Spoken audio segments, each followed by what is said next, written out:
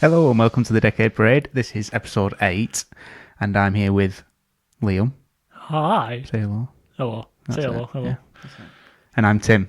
Hi, Tim. If you don't know what this is about, if you're new here or whatever, basically we just go back 10 years.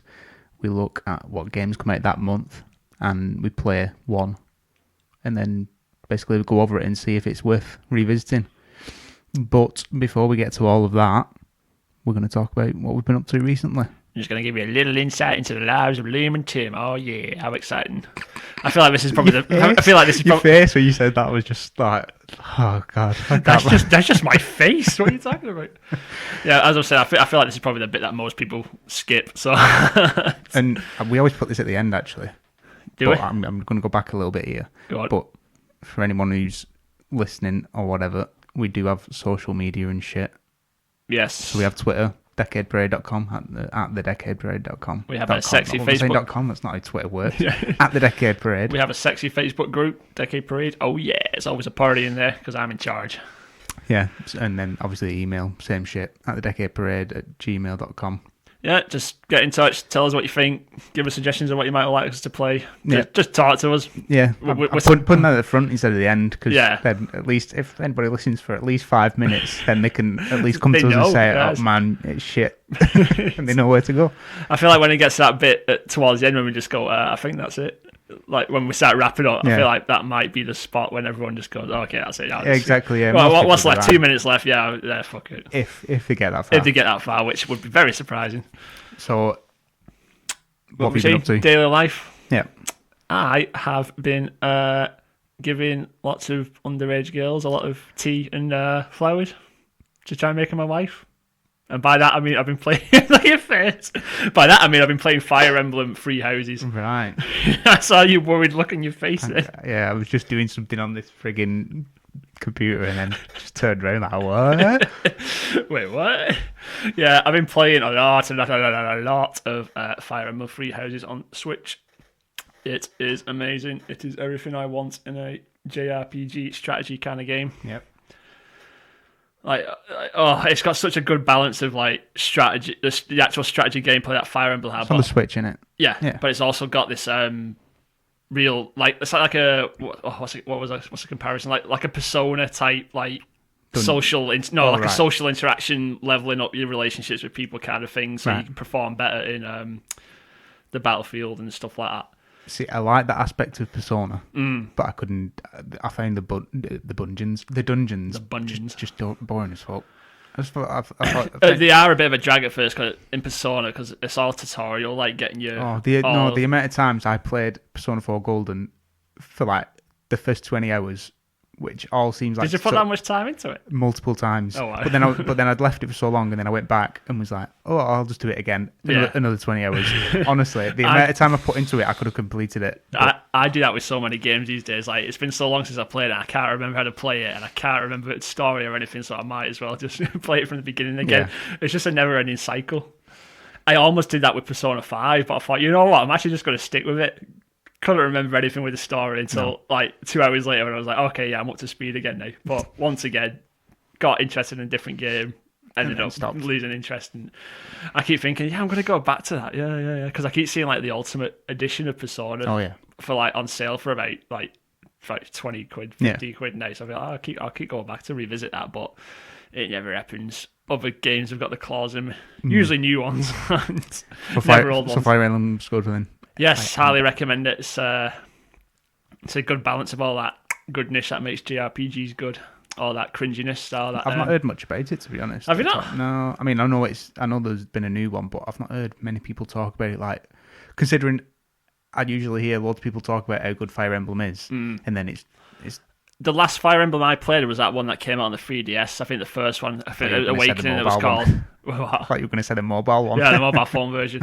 No, it was that Fire Emblem Awakening for the 3DS. It was actually the first game I got with my 3DS when I first bought it, and I loved it. But I never played any more Fire Emblem games after that, which I don't know why, because I played the shit out of that Fire Emblem Awakening. Then I finally saw this. I thought, I'll see what the reviews say about 3 Houses, and I'll get it depending on what it says. And then it was just pretty much everyone's just singing high praises to it. So I thought, yeah, you know what, I'm going to get it, and I've not stopped playing it since I got it. Yeah. Good. Apart from, I got that yesterday as well, that released for the Switch as well, because I feel like all I'm playing this year is the Switch. Like, my favourite game of this year is Katana Zero. I played it on the Switch. Still not got that one either. Etc, etc. Yeah, that Astral Chain came out yesterday as well. Oh, I thought that was already out. No, it came out yesterday. It might have been out in Japan, I don't know, but it came out over here yesterday, and I only got it last night, so I've only played about an hour and a half of it, but even in just that hour and a half, it's good.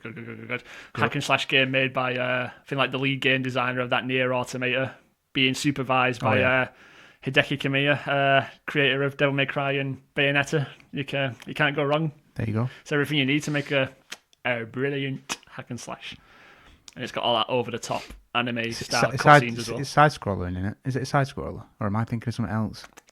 No, it's a hack and slash. What am I thinking of? I don't know. What are you? I ask myself that every time I see what is he thinking? Anyway, I'll have a look at that one. Yeah, and what else? And yeah, as usual, more Warframe. What can I say about that? I've not already said. New stuff always coming out. It's always good. It's always good stuff. Yeah, and yeah, that's about it. Game wise, TV wise, and movie wise, I watched that Mindhunters finally. I've seen a lot of people talk. Obviously, season 2's come out, so I've seen people talking about it. I saw the trailer for season 2, and that's what got me interested. So I thought, you know what, I'll watch that. And I did. I watched all 2 seasons in like a week. Like season 1. Is it good? Season 1, yeah, so good. Season 2's good, but it didn't feel as focused and on track as season 1 did. It kind of felt like it was all over the place, but in a good way. Right. Yeah, that's about it. Not really done much else. Just sat there doing nothing else. Just sat there. Just literally just twiddling my thumbs. Twiddling your thumbs. When I wasn't doing those 3-4 things. Just looking out at windows. Just looking out the window like memories. So yeah, Tim, tell me about what you have been up to. Assassin's Creed. Yes, I've seen you talking about you got into Odyssey. I do have it, and I've only put about maybe 6-7 hours into it. Yeah, I've probably put about 10-15 between that. I really like playing on PC, really enjoying it. But Ubisoft couldn't go and suck a dick because their optimization. They're always so hit and miss with PC games. It's awful. I'm having to play in 1080p. Oh god, for slow problems. You're such a fucking look at all them pixels. No, but it's really badly optimized. It looks muddy as fuck. Like it looks. It's hard to describe because it still looks really good. When did it come out? Was it last November? Yeah. October, November. Because I got it not long after it came out because I heard everyone ranting and raving about it. Say, oh yeah, it's the next Witcher 3 and stuff like that. So I tried it. I've actually got a mate who is like obsessed with Witcher, like more than most people I know. And then he's got into this, and I was speaking to him about it the other week, and he said, I think I prefer it more than Witcher, because he's just Platinumed Odyssey as well. He's Platinum Witcher, and he Platinumed Odyssey. And I was like, oh, that's quite a big claim, considering how much he's banged on about The Witcher 3, which obviously that's understandable. And it's good. I definitely don't think it's Witcher. Similar feel, like gameplay wise, anyway. But it feels way too big. It does. It's massive. Witcher felt big, but it felt. It's hard to describe. Like it was enjoyable to. It was big, but there was a lot of stuff crammed into that space as well. I feel like I'm already getting to a point in Odyssey where there's so much to do, but it all feels quite samey. And it's obviously it's an Assassin's Creed game, so there's a lot of the stealth. But when you cram all that into an open world with so much, and then you're going into bases and wherever, the areas, and then you've got to like slow everything right down. Yeah. Because there's bits where it's proper hack and slash, like a third-person action, and you go full on, and then next minute you're in a little area where it's completely stealth. Well, you can play however the hell you want to. Well, it does give you quite a few options on it. Yeah. I remember the 3 different skill trees. There's like combat. Stealth and something else. It just feels a bit like weirdly paced sometimes, but I suppose that depends on you and how you want to play it anyway. But that's it, yeah.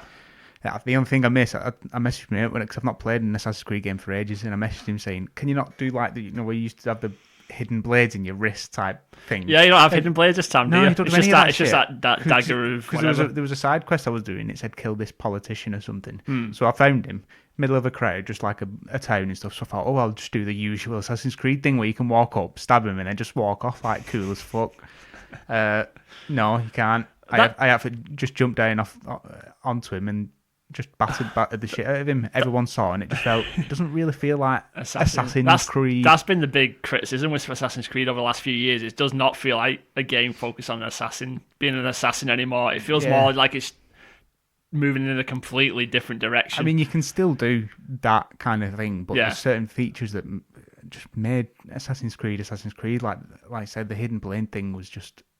Yeah, like you say, you can just walk up to someone, quick, like, boop, dead, walk off before anyone realises. It just felt cool. Yeah. You felt like this in the shadows, like assassin. Like now that you said you've got to pretty much charge in there, tackle someone to the ground, start frigging punching them to death, and it's like you've just got to hide in a bush, whistle, take one of them down one at a time, or wait till they're walking away on their own, and then you grip them, choke them out, and just batter them, or whatever. It doesn't feel quite as... No, you feel more like a soldier when you do like an assassin. Yeah, but just like, hey, this game plays. It just feels like any other like open world, third person. Yeah, to be fair, yeah. And I feel like the parkour stuff doesn't work as well as it used to because it's so open. No, it just doesn't seem to work. When in the first lot of the games, whichever ones you play, the originals call them, it just kind of did what I expected it to. So you're in like a lot of like cramped cities, and like you had a lot to play with. Climbing up straight a vertical wall, just straight to the top. It doesn't grab the things that you expect it to, like it used to, and like sometimes it'll just jump off, and I'm like, what the fucking hell are you doing? Like the amount of times where I've climbed up and she's just jumped backwards because I'm playing as Cassandra. Yeah, I did as well because I heard that guy was boring as his voice was so boring. She's really good actually. Yeah, the voice acting from her is brilliant. I'm glad I did that. I'll probably do the same in Cyberpunk as well. Just mix it up, innit? Cyberpunk. Did you watch the gameplay yesterday? I watched about 5 minutes of it. Yeah, that's all I need. I'm trying not to watch stuff. I don't want to be spoiled. To be fair, it weren't that much anyway. It showed a bit of... It was more like talking about like the universe and stuff, like the different gangs. It showed a bit of a boss. Yeah. But it mustn't have been that bad of a spoiler if they showed it in there. But Things about Cyberpunk coming to Stadia. Yes. So we don't need to spend hundreds and hundreds of pounds upgrading our PCs anymore. Yeah. Just the initial 120. You've pre-ordered Stadia, haven't you? Yes. When is it? Is it November yet? It's October. It's November, but they've not said a date, which I find odd considering it's literally... It's really not that far off. 3 months away or whatever. But yeah, that announcement is pretty much solid because I was questioning whether to cancel my pre-order. Just based on Cyberpunk? Just because I'm like, well, I've not seen anything that I'm desperate to play. Yeah. But when Cyberpunk's obviously been announced, and then I was like, yeah. If it saves me buying a new graphics card for over £1,000, just that on its own, without a CPU or a new motherboard, or just to get like the full 4K, 60 frames, etc. Yeah, I can pay for a couple of months. Oh yeah, easy. £9 a month. Yeah. Just to get that 4K. Like I say, especially for me, because my PC is about almost 6 years old now. I would have had to have upgraded pretty much everything. Yeah. So like I say, now and the thing is, if Stadia doesn't work when it comes out in November, like obviously we'll get Destiny and stuff with it and whatever else. I'll probably end up getting Borderlands on there. Borderlands 3. Yeah. Just because I can then get another controller and I can just play it with Kirsty or something. Yeah. Without having to have a separate console, a separate PC or something. Cause I don't really want to get it on console. So it's split screen anyway, isn't it? It's split screen, yeah, but I could get 2 Chromecasts. No, yeah, true. 2 controllers. Play wherever you want. And then get literally... like a Chrome laptop. Exactly. Go outside and play it. I can stick her on TV or whatever, and I can play it on tablet or something. Yeah, there you go. Yeah. That's that's the real beauty of thinking that. They just don't seem to be marketing it right. No. It seems to be much more focused on the streaming of like the quality of the streaming rather than the fact that you can pretty much play anywhere. All that speculation will just get put to one side once it comes out and once people realise that it works. I say once it comes out, you always get first day problems with like first launch and stuff. It's going to come out. People are going to say like, oh yeah, it streams dead slow and stuff like that because obviously it's only just come out and it's going to get a bad rep at first and then give Google time to like sort the servers and stuff out. Yeah, well, we'll see, won't we? I'm not sure. I think they've got it in them. I think they'll have You reckon they'll have a smooth as... I think it'll be as smooth as it could smooth go. as silk launch. Yeah, I think it's smooth as it can go. They've got Google money. They've got Google money. Then surely they must know. They've got some big names behind them. They're working with some big people. They must know how servers always fuck up on day one. And the whole platform is a server. Well, like I said, I see game companies who do beta after beta after beta with like online stuff to get like they must have a great idea of like how many people are going to be playing it from the get go. But then it comes to like day one launch and our servers are overloaded. Sorry. To be fair though, you can only play it with the pre-order at launch, so they'll know exactly how many people have pre-ordered. So they should have enough capability. And that's a good point. Get that first. The free version of it is coming out next year, 2020. What's the free version come with? Oh, you mean like you can just buy the game and play it. Ah. But you only play it in 1080p. Right, yeah, because you got to pay for the 4K. It's £9 for 4K. That's it. That's what most people don't realise. So I paid for a subscription and buy me games. It's like, well, no. Yeah, most people seem to think. Game, yeah, you can still play it. Most people seem to think that as soon as you stop paying the subscription, you lose your games as well. To be honest, the free, whatever, the base Stadia, it's still, I'd say, better than most consoles. I mean, yeah, 1080p at 60 frames is better than this 4K that consoles are doing. With 30 frames. Yeah. I'll take the 1080p at 60. Oh, yeah. Like I say, even most modern games, even in 1080p, 60 frames, look great. Yeah, absolutely. But, so you don't really need 4K. No. Like I say 1080p. We're just like most of the games don't even have 4K textures on. Like, no. What, Minecraft in 4K? Fantastic. Thanks for that. Looks exactly the same. Right. I know, you see like some 4K updates, so it's like really old games. It's like, okay, this looks like they're putting RTX shit on it now. Have you seen all those? It's Minecraft? Yeah, I've not seen it, no. It's like a bit, to be fair, it looks unreal. It doesn't even look like the same thing. Really? Yeah, it's unreal, but it's like, why? I know.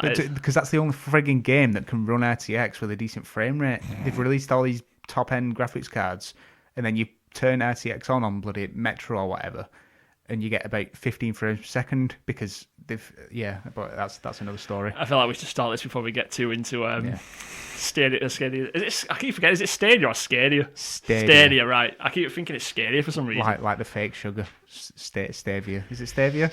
See you now. Like the fake sugar. But yeah, we should move on, unless you've done anything else this month, apart from mess up your kitchen. More Pokemon. Oh yeah, you're getting back into. Did you say you went to you went to what was it, a Smith's toy place to get a free Mewtwo? Smith's toy store. I saw that you can get a Mewtwo code and you don't need to make any purchases. So I literally went in up to the counter and went, "Can I? Do I get the code from here?" And he was like, and he just looked at me and went, "Well, for Mewtwo." And he went, "Yeah, please." How old are you, sir?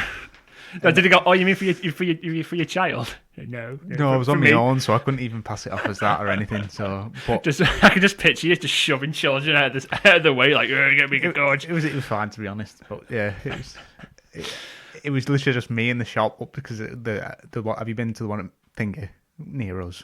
Yeah. It's like the game section's upstairs in it, so there was nobody up there. And it was just the one guy so he stood there in silence, like, just waiting for him to print this code off from the till. Oh, yeah. Not my proudest moment. But saying that, you got Mewtwo out of it. So if I go past over the weekend, I'm going getting another. Can you get loads? Yeah, you just go in and say, "Oh, have you got a code for Mewtwo?" Oh, how many people are going to do that and then like sell them off or something? I know people that have gone and got loads already. You just go like every other day and just go in. I'm just gonna get 6 and then just pack out my Pokemon team. All Mewtwo. Yeah, just my full thing. What is it? Is it that Pokemon Go, the one on the Switch or the mobile version? The one on the Switch. Switch, all right. Yeah. Just everyone's team's just going to be nothing but Mewtwo. It says while stocks last, but I'm like, you just printed it from the till. There's no stock. I know. But yeah. I imagine they've only got a certain amount of cords. Yeah. Anyhow. Yeah, moving on. We got a bit off track there, I think. Yeah. So we'll go into now what came out in August. August 2009. 10 whole years ago. This was a bad month. It's not too bad. I feel like last month was worse. The amount I actually cut out is, it wasn't great. So what have we got, Tim? We've got on August 4th, G.I. Joe: The Rise of Cobra. Wasn't that the looking at how many platforms it came on? That looks to me like it was a movie tie-in game. Yeah, probably. Yeah, because you always back in them days. Didn't they make a G.I. Joe film? Yeah, they did. I think that's what it was. Was it around that? Yeah, it was like a live-action G.I. Joe thing. Yeah. It was awful. Did you watch it? I never did. Oh, it was awful. I've never really cared about G.I. Joe. I can't even remember it, but I just remember thinking, why does this exist? They usually find with like movie tie-in games, they release them like every platform they could get. Yeah, Wii, true, yeah. Free DS, PS3, even PSP. Who played PSP back in them days? No one. August 7th, Hearts of Iron 3 for Windows PC.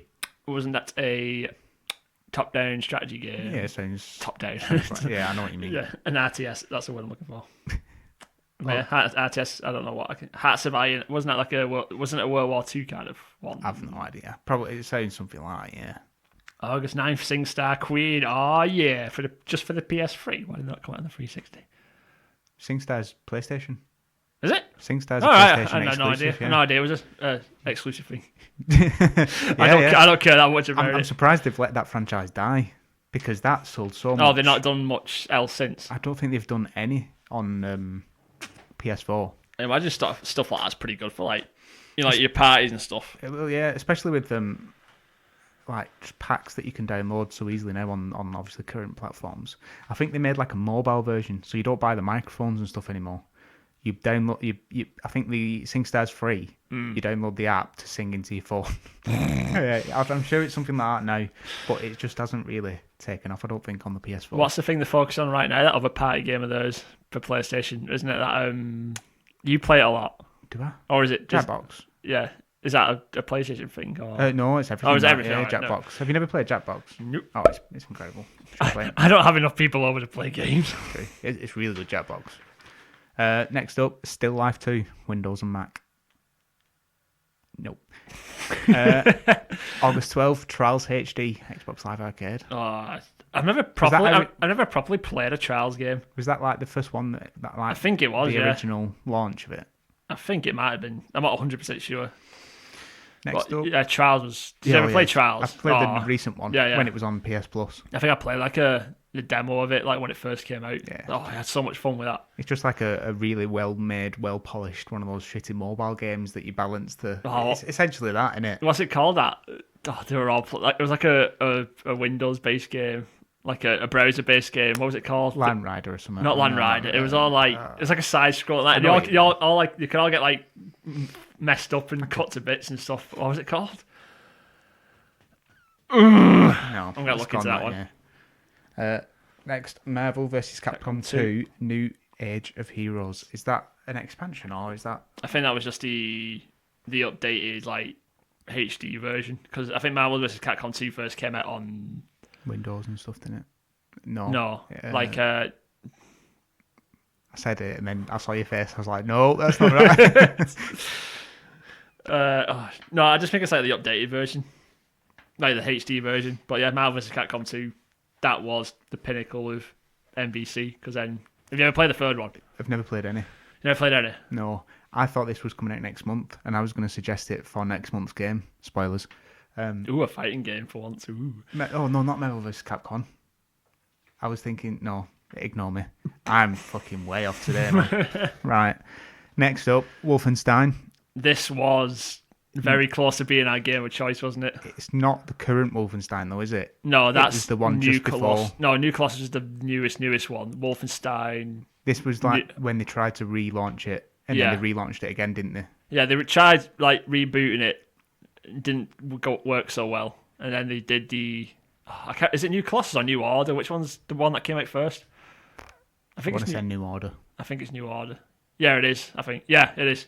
Then we did New Order, which is. Have you ever played New Order? I played the first one, of it. I think it was. I stopped me. I think it was the first game I got after I just. The difficulty spike seemed to just go boom at one point, and I was like, "What the fuck's going on here?" I think New Order was like one of the first PC games I played after I just upgraded my PC as well, so it was like this smooth 60 frames per second action. Ooh, yeah, really good. Like I keep saying I'm gonna play New Colossus, but I never got around to it, and it's only like £8 on PC now. I saw somebody talk about it the other day. It's like that's the second one, isn't it? And they were saying like right near the end, there's a difficulty spike on that as well, and it was just like, what's going on? Yeah. Even they bumped it down to easy, and it was like they couldn't do it. But yeah, so They released like a new one, but it's like a kind of like expansion kind of like side dealy kind of thing. But I've not heard good things. I've heard it's fine. I've not heard great things about it.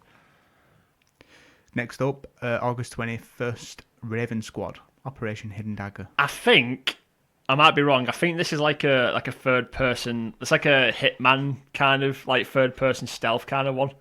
But it's the only thing I remember about that is that it was so bad. Like it was one of them games that are so bad that it's good. Right. But the only bit I remember about it is at the end during the credits to get the voice actor who did the main character to sing this song. And it's like a proper like a jazzy, slow Barry White kind of song, like "Oh baby" kind of thing. And that's the only bit I remember from it. It's like Mercenaries 2. The only thing I remember from that is that song they made. Like, oh no, you didn't. Well, that's all I can say about that one. Right, good. August 21st, 24th. Sorry, Metroid Prime Trilogy. Oh yeah. I think they only sold that for like a very limited time, because I think you look on eBay and stuff now, you can see them selling for about 50, 60 quid. I was going to say, was it physical that, but it's on Wii, so they didn't really have much of a store, did they? I say, oh my god, look at that rain.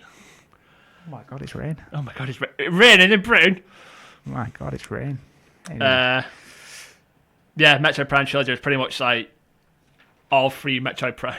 I bet that's picking up on the audio. No, it'll be fine. I can hear it through my headphones. Go on, sorry. Yeah, Metroid. I've never played Metroid Prime. Oh, fucking hell. Yeah, it pretty much the first two games were on the GameCube, so I had like pretty much standard controller-based gameplay. Then I did the third one, which had like it was on the Wii, so they had like, the whole like woo first person on a Wii game kind of thing. I remember trying that because I had a chipped Wii. So I was just like, okay, I'll just try all this shit. And I was like, what is this crap? Yeah, probably not the best entry to a Metroid series. No, the first one was definitely the one to play. And they're releasing the trilogy on Switch, I'm sure. Yes, and when they do, I'm going to be all over that. That's when I'll get on it and I'll play them properly. But yeah, they released this trilogy. I think they did the first and second one like an updated, like with all the Wii controls and stuff as well, which would have been, I don't know, it was always hit and miss, like the Wii controls in any game. Like at some points they were great, at other points it felt like your Wii controller wasn't doing anything. Yeah. But next, August 31st. Konami Crazy Racer. It's not the Ridge Racer I'm thinking of. That's Ridge Racer I'm thinking of. I left it. It's an iOS game. I left it on just for the fucking just for the piss of it, to be honest. I remember playing like a Konami's racing game when I first got what was it? My Game Boy Advance. Yeah. You know it's crazy when they spelled crazy with a K. Woo! Crazy Racers. Yeah, I think they did like a Konami Races. It was one of the first games I got on my Game Boy Advance. The only reason I got it was because one of the races was freaking Grey Fox from MGS. I just saw him on the cover and I thought, I want to play that. I watched a video last night on YouTube, worth watching. It's PT Hidden Meaning or Meaning Explained or something like that. And I'll send you the link. And you have to watch it, man. It's a good video. It's like half an hour, and this guy just basically his theory of it, but it kind of. You go, shit, that's it. That's what it means. That's what PT means. And it basically his theory is PT was technically like a diss track to Konami. Right. Because of everything that was going on. Yeah. And what he's done, he's like linked up tweets, times, the actual Konami's website archive, like newsletters and stuff like that when they're having meetings and stuff. Konami's and other people's promotions and demotions and stuff like that around certain times, and then he links up all the dialogue in the game and what it could mean, and you just think, fucking hell, that's it. That's what it means, and it's like it makes sense why they've completely taken it down and just deleted every literally everything's gone because it was literally directed to Konami, like you fucking killed us basically. Like the creepy woman in it, what's her name? Lisa. Yes. Apparently, that's meant to be a representation of the Fox engine because they basically wanted to kill the Fox engine because he spent so much money on it. Right. Lisa in Russian means fox. Oh, nice. Honestly, you got to watch it. I was like, fucking hell, that's it. Here I was thinking it was to promote Silent Hill. No, that's his theory. He said it's nothing to do with Silent Hill. This was after. This was like. I wonder if he did that because he practically built some of Silent Hill, so he was like, well, may as well use it. So it makes you think if he did that because he knew Silent Hill was going to get cancelled. Well, there's references in there. Yeah. I'll send you the link. It's definitely worth it. It's like 35 minutes long. It's really good. Just sit there and just go. Just take it all in, because I was like, well, I'll just be sat there in silence, just every now and then, just going, huh. But yeah, it's crazy the stuff people notice. Yeah, it's like a really figure out for video. themselves. It's one of the best videos I've seen in a while on YouTube, to be honest. What, even our videos on YouTube? Yeah, not audio tracks. By the way, Decade Predators also has a YouTube channel. I've just bought a new camera, so I might start recording this and doing actual. No, I'm not going to do that. Really, fuck that. Big announcement: Decade Predators is now going to be a streaming channel. We're taking on the likes of Kind of Funny and. We'll be right up there with PewDiePie and everything before you know it. No, it's not happening. So yeah, that's what happened around about this time last year. Not even last year, 10 years ago. 10 years. Good God. My. We are, this rain, man. That's it. It's the just blame the rain, putting it down on me. So, 10 years ago, the game we've picked that we missed off the list is Batman Arkham Asylum. Because why wouldn't you? Why wouldn't you? It was a beauty of a game. Like, it really was at that time that gave me faith back that people could actually do justice to like superhero video games. Yep. Because if it was 2009, it would have been around about the time. Would the first Iron Man have been out by then? Oh, that's interesting. Because they celebrated 10 years MCU when Infinity War came out, which is last year. Yeah. So it would have been around about 2008, wouldn't it, that it came out? Yeah. So I say this game released around about the time that, people people thought like, superhero movies, they're always shit and stuff like that, and superhero games and stuff. But then obviously started building up the reputation that, MCU, I mean, look what it is now. Everyone loves MCU. I was talking about this the other day, saying I got to a premiere of the Hulk film, the first one. Yeah, I remember you telling me about that in college. And I went and I was like, oh, what's this fucking Hulk, whatever. And then thinking back now, never in a million years would I have thought that it would have got as big as it what is. This is now. But I say you never know. Like I say, Batman. But I think like this Batman game was to superhero-based video games to what like Iron Man and Hulk were to. It definitely set the bar. Yeah. But before going to that, it was developed by Rocksteady Studios. Before they made that, they only had one other game under the belt, and that was it was called. If you give me one moment. Urban Chaos for the PS2. I remember seeing some clips of it. It was, I think it was like a first person, like, you basically play as like a riot squad, and it was your job to you got sent oh yeah, it's a hostage situation, you got to go in, take care of it, etc, etc. It was just kind of that, but it wasn't well received. So I think when people find out that Rocksteady was making this Batman game, I think people were very skeptical at first about whether it was going to be good or not. Especially that it was just that one game as well. But they fucking shut us up, didn't they? Yep, definitely. So yeah, it was released August 25th, 2009 on the PlayStation 3 and Xbox 360. Came out on the PC September the 18th of the same year.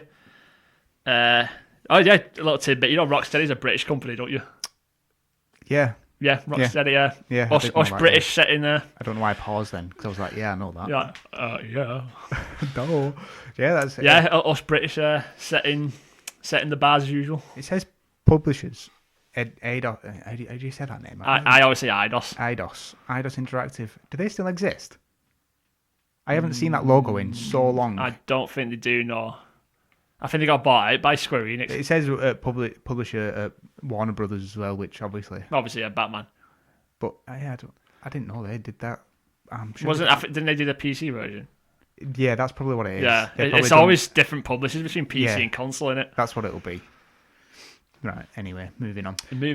The scores. Metacritic it got 91 out of 100. That's the PS3 version, but it's all relatively. Yeah. similar. Everyone loved it. Yeah, I mean, I've got a list of all the people who review. Well, not all the people, but the top ones from Wikipedia here, and it's like 9s, 9. The only person that gave it lower than a 9, Edge. Fucking Edge. Fucking Edge every single time. I'm so glad they never gave a game 10s. No, I think didn't they like give one game at some point a 10? I can't remember what it was. It was a game I definitely didn't deserve a 10. I remember that for some reason. Exactly. They don't give scores anymore either, do they? No, they just do like I know Eurogamer and I'm pretty sure Edge don't bother giving scores in. Thank God, because if they hadn't given that 8, which it's higher than an 8. No, yeah, definitely. That Metacritic would have been a lot higher. I brought that right. Edge messing things up as usual. You scumbags. You fucking scumbags. Call yourself journalists. But yeah, a little bit more behind the scenes stuff for you guys. Development began in May 2007. Originally only starting with 40 people, but I had about 60 people working on the game by the end of it. Apparently, while they were 60 people. Yeah, 60 people. Had it? Yeah. Jesus. I think they only started off with 40 as well. Don't forget, they only made like one game. They weren't a big company, were they? That is mental. So it's crazy how like Warner Brothers like actually gave the license to. Who made that Bionic Commando that we played a few months ago? Grin. How many did they have? What do you mean?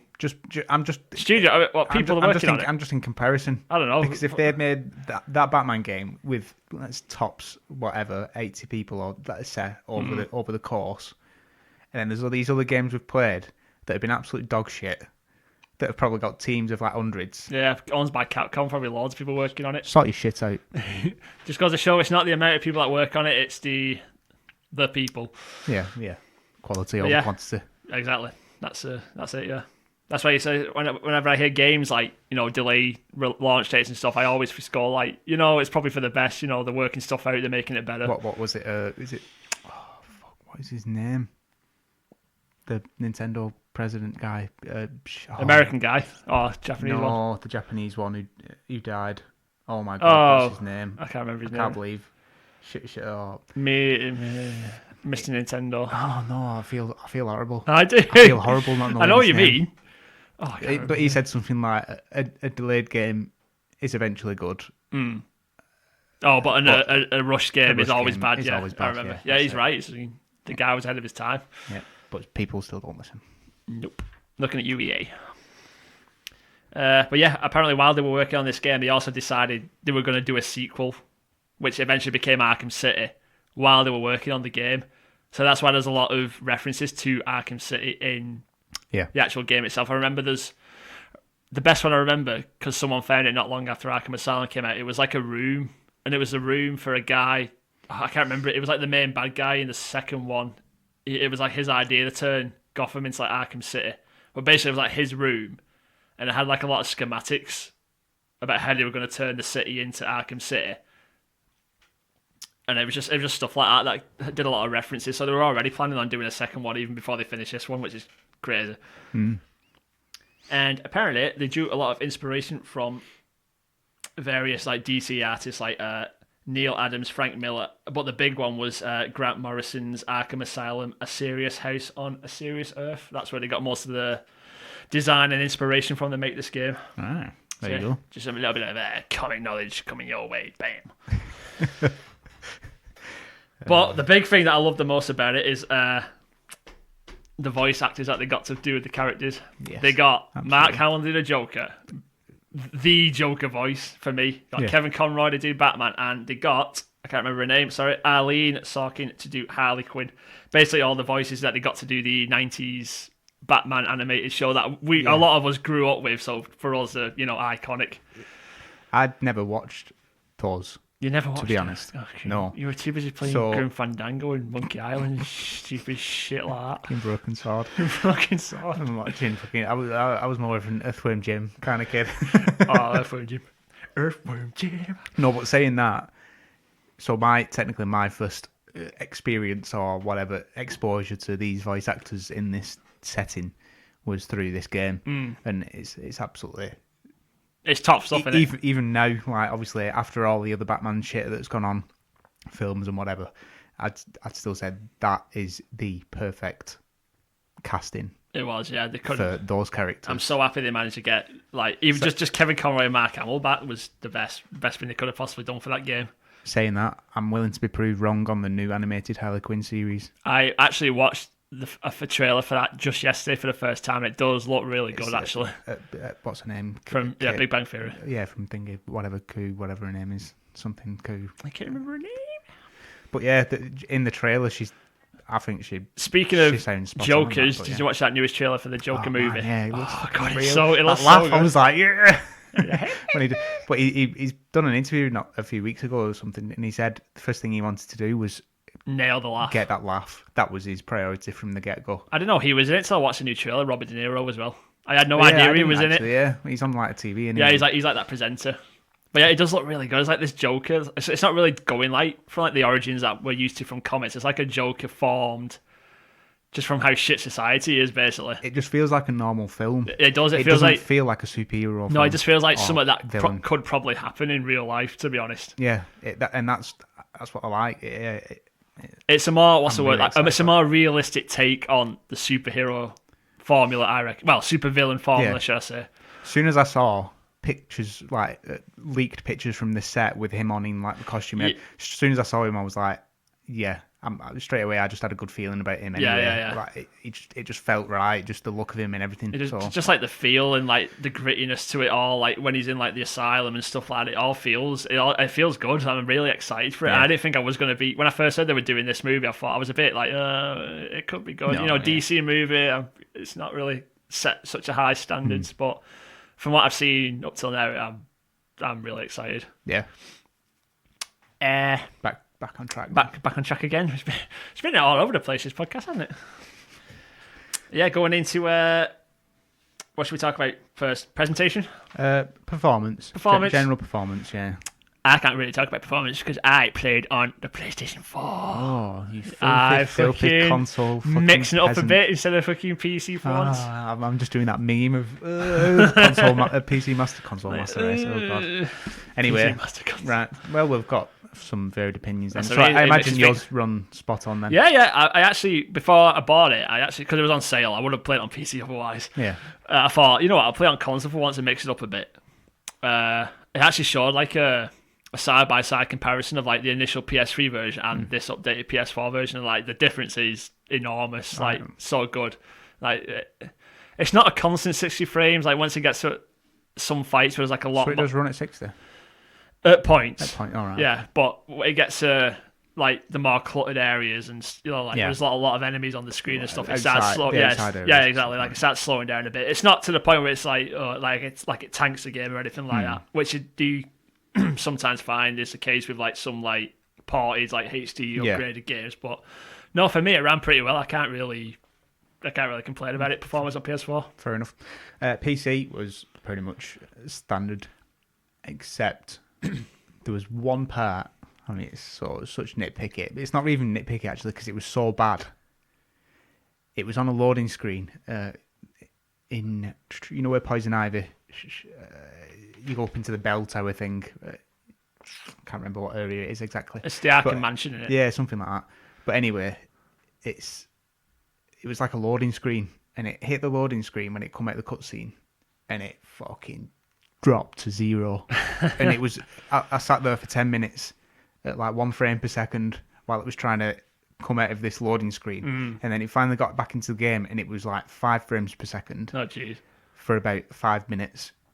And then it eventually like snapped back in. And then I was like, what happened there? But apart from that, absolutely spot on. I remember when Arkham Asylum first came out, I remember seeing loads of trailers focus on just like these extra like graphical upgrades you were putting like just on the PC version. That's why the PC version came out after the console version. It was stuff like it's not as amazing today, but back then it was like oh yeah, there's going to be fog and there's going to be like cobwebs in the vents and stuff like that. It's like it doesn't seem like that big of a deal now, but back then it was like, whoa, wow, that's some really good graphical fidelity.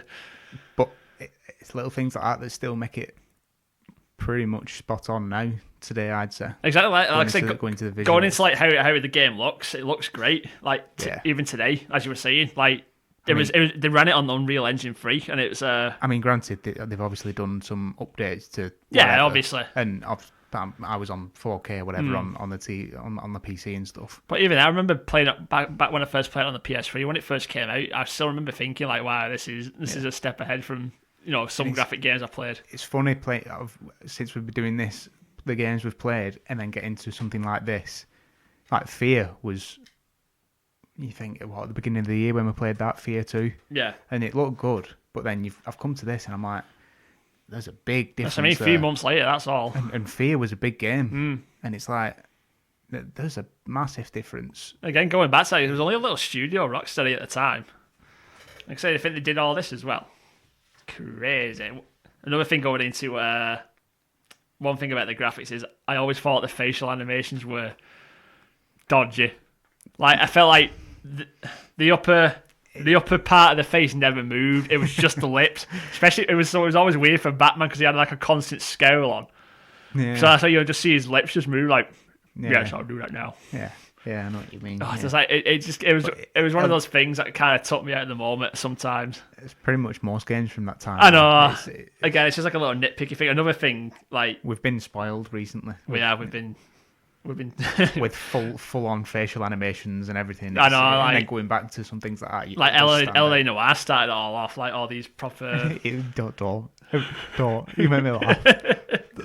Oh, them faces during the interview, you can't mention that game. It was always funny because it just. It's that video of that old guy who you question him saying, "Oh, do you know anything?" He goes, "I don't know anything." Then he pulls his face. That face. If you don't know it, it's just because they always. They always look normal, and I know they just go.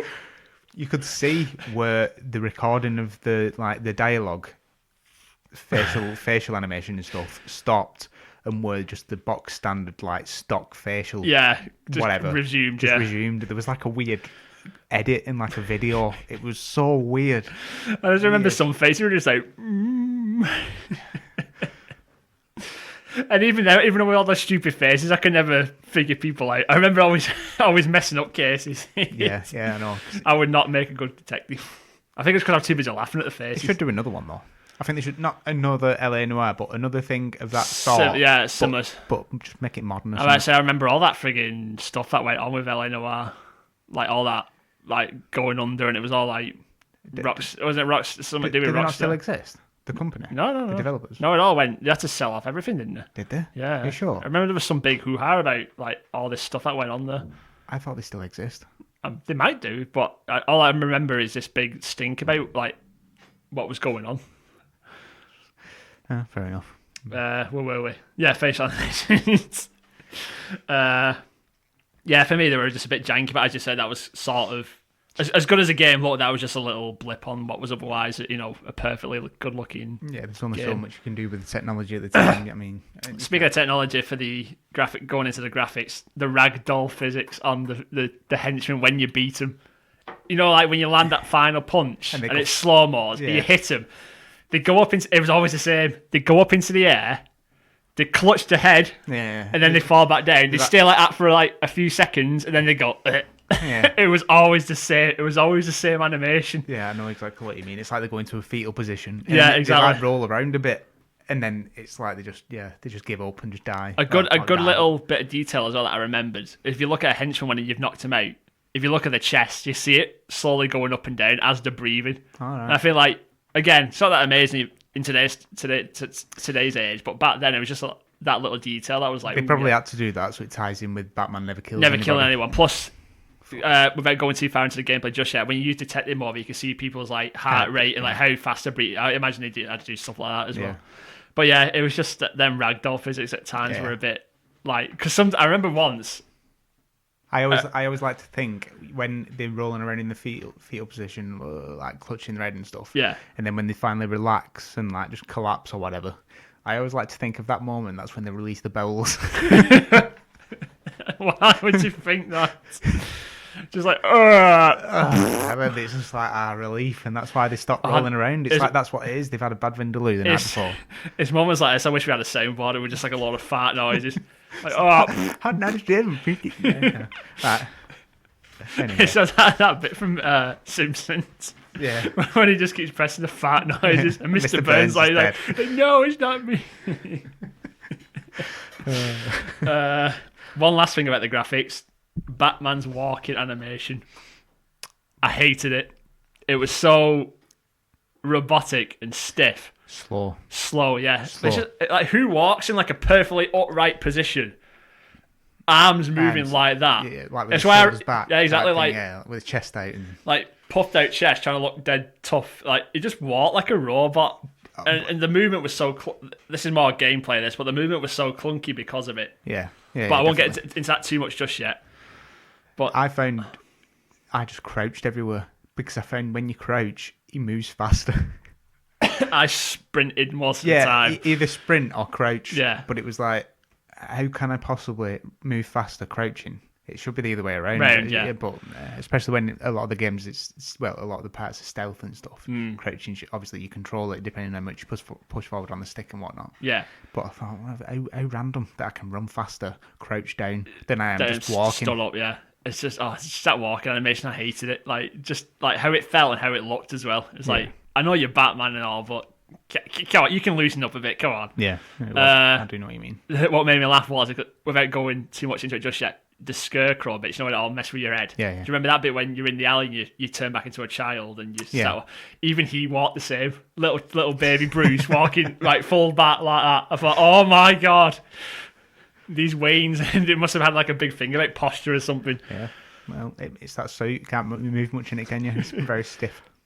So yeah, that's the presentation and graphics. Do you want to talk a little bit about the story before we go into the meat and veg of go into the story. The gameplay? Yeah. Good story, I liked it. Yeah. Bit basic in areas, but... The end. the end. Yeah, it was over like that. Yeah. So basically the whole summarization is that the whole game takes place in Arkham Asylum, hence the name.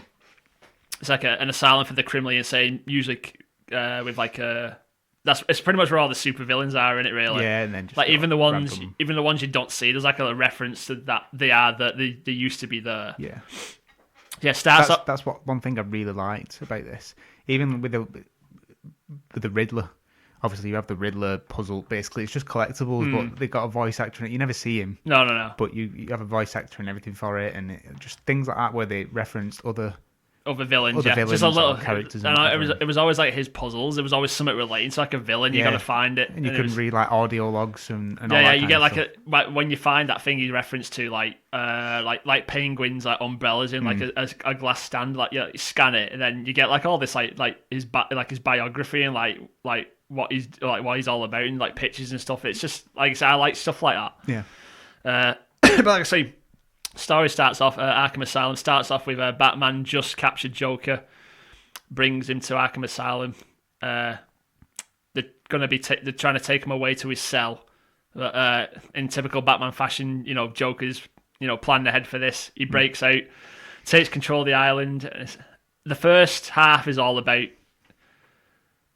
It's like trying to find out like what he's up to, like what's his big plan, and obviously like trying to save like all these people.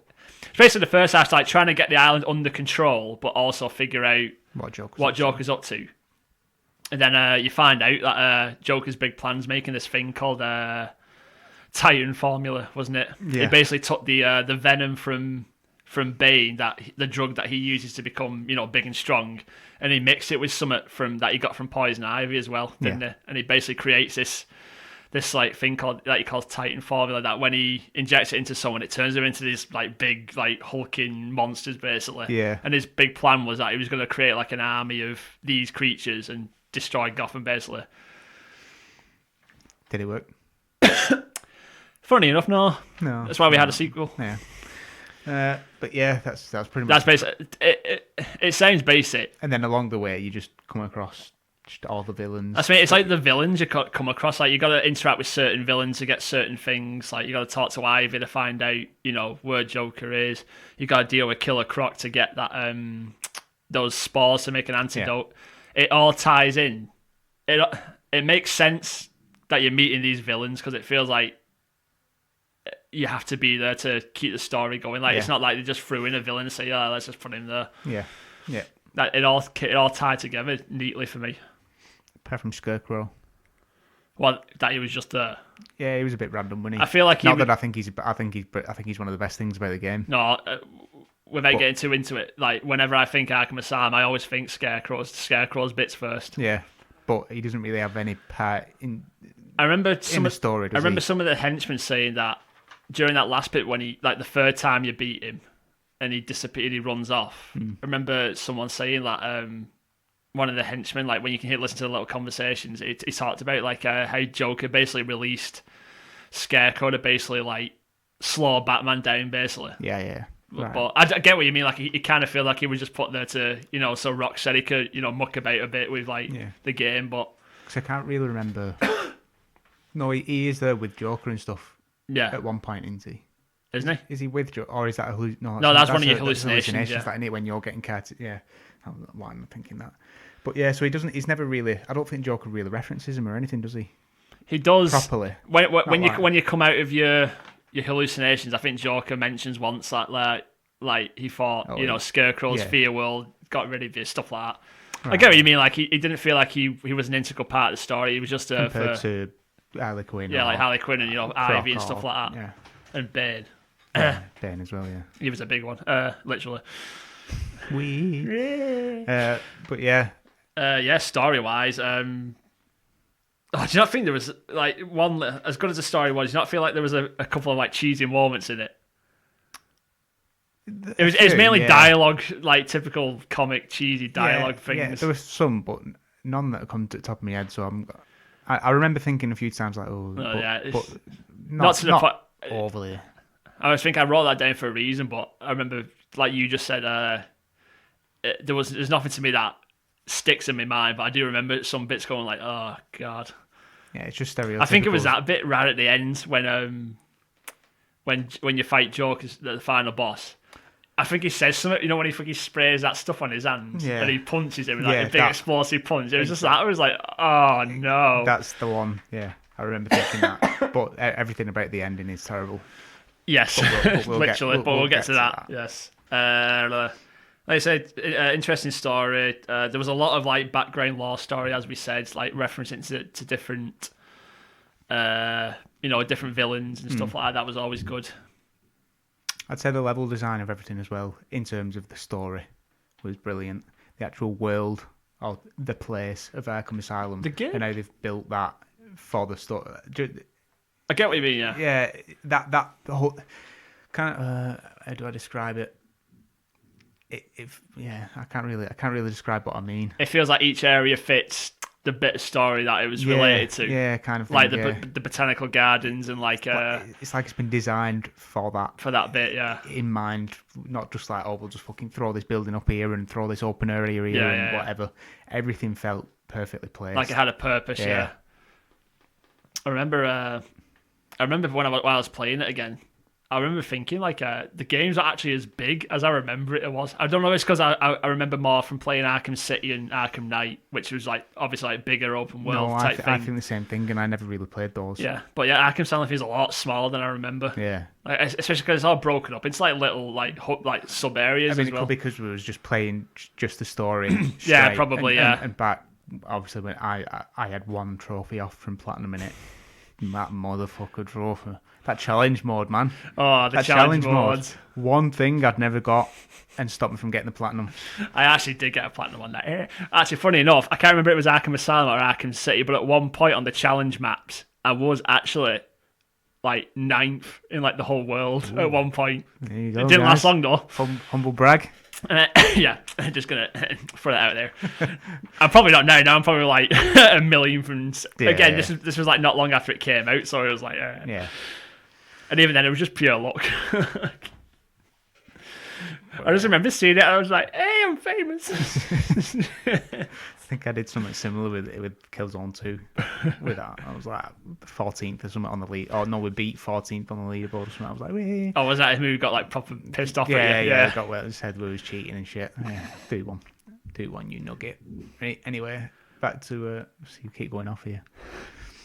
That's what the podcast is all about, just kicking back, throwing. One thing, shit. What did you do with that corridor of goons? You know what I mean. You know which bit I mean. Because I was in a rush. This time, I just walked straight past him. Yeah, and I know you get a trophy, that party pooper or something like that, if you beat them all up. I did that the first time I played the game. Yeah, the very first time I just beat them all up. But this time, because I was in a bit of a rush, I thought, I'm just going to go through this time. Basically, if you've not played it, what it is, the goons that they're just general foot soldiers that like you fight all the henchmen, way through the game. There's a bit towards the end where Joker set up this party type thing, and then you walk in to the corridor, and then there's just like each side of the corridor, there's just rows of like the goons that are just. They meet you at the door first, don't they? Yeah, Is your name on the list? Yeah. And then you get in, and then they're all just clapping you with party hats and everything else. I loved it. And it just puts you right on edge, thinking you're just going to get ambushed. Yeah. So obviously, the first time I just started beating them. I did as well. But this time I thought I've never actually done it and seen if they start battering you or something when you get to the end of the corridor or something. But no, they don't. They actually let you through. And I feel bad for beating them up now because they're all there like, yeah, we love you, Batman. And then we just beat them up.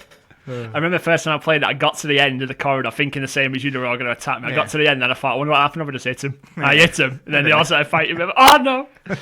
And I got a trophy for it, and I was like, oh, I'll take it. Yeah. But yeah, I'll put that down because that's one of your favourite bits. That bit always sticks in my head. It's just funny. It was just getting that trophy after I did it. It was just like party poop. It just made me laugh. In terms of we'll go to talk about Scarecrow because I really like the Scarecrow bits. We'll get into that later. Well, can do. I suppose at the time of the gameplay. I want to focus purposely on each boss because right, before all these games we played up until now, all the bosses have felt rubbish. Yeah, but this time, each boss felt unique and different. I want to kind of do like a one-by-one kind of thing. Enough, yeah. But yeah, go into just basic gameplay for now. If that's all right by you, Timothy, since I just shit all over your Scarecrow idea. Now you can fuck right. So I'm just going down my list and I just saw that. But yeah, go on. Yeah, gameplay, brilliant. You know, it's the game that started the whole free flow combat system that a lot of games have used up until now. I don't think any game did a similar, like, you know, counter, you know, build up combo to unleash the kind of combat system. No, up until then, I can't think of anything. No, it really was like a start of like its own little genre. Yeah, I remember like Shadow of Mordor that did a similar combat system when they did the Captain America movie game that had a very similar combat, like free flow combat system. Right. But yeah, the combat side of things, it basically focuses on like, so you're beating up henchmen. It's just squares, just to do normal attacks in it. Yeah. That's what it was on the PS4 anyway. You just basically beat up henchmen. But every now and then a henchman would come up to you and you'd see like a little like indicator above the head, like three little it's like little lightning bolts in it. Yeah. And that's like what's called like a counter indicator. So when you see that, you press on the PS4, you press triangle and you counter the attack as it's coming towards you. You just knock them back, or if they've got low enough health, you knock them down. And then you can like dodge and like use your gadgets and stuff like that as well. It's just, and it all comes together. It's like build up this combo. So it's like times 1, times 2, times 3, times 5, etc., etc., etc. And then until you get like high enough that you can unleash like special moves and stuff like that.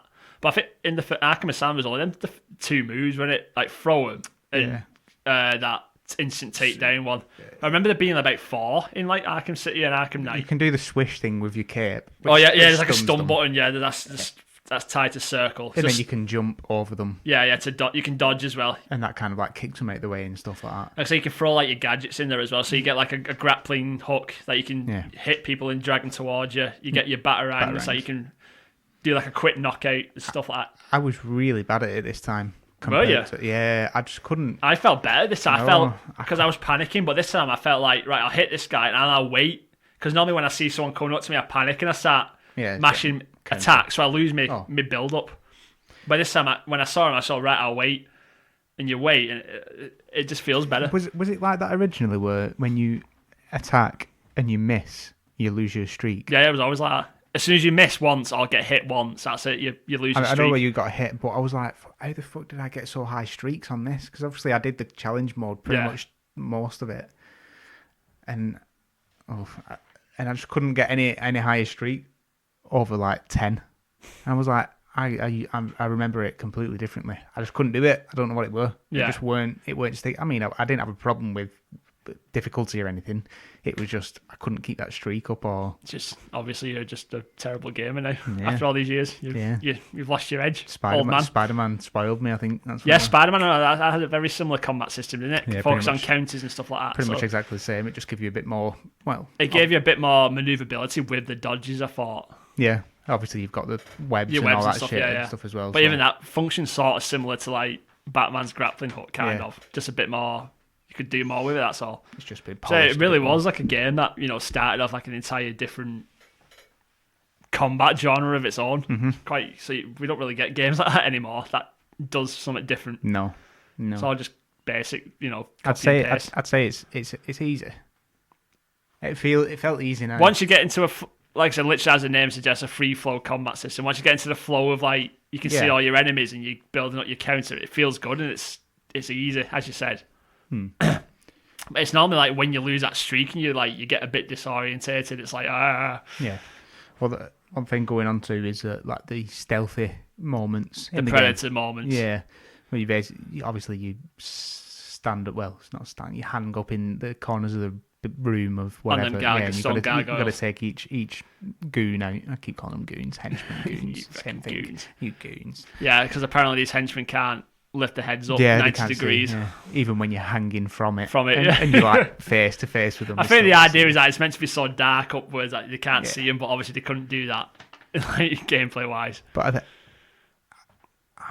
where do I put it? I think they're predictable.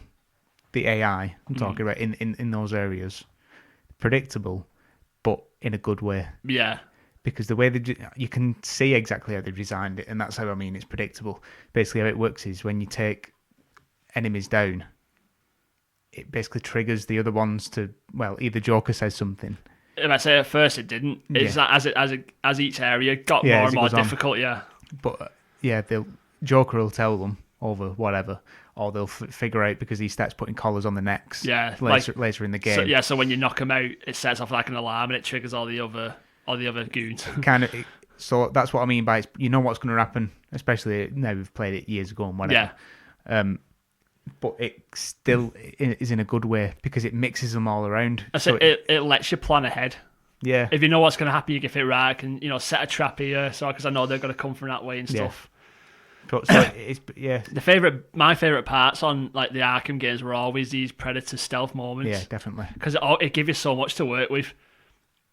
And so you could hang from these gargoyles. You could do what's called like an inverted takedown. As soon as that's what I use most of the time. When a goon walks under it, you just press triangle. You you swoop down, pick them up, and you hang them from this gargoyle by like a rope. When you do that, how many times do you chop the rope? Oh, every time the rest of the goons got underneath them, we're like, you can throw a batarang and you can cut the rope that the goon's strung up by, and it just drops the body.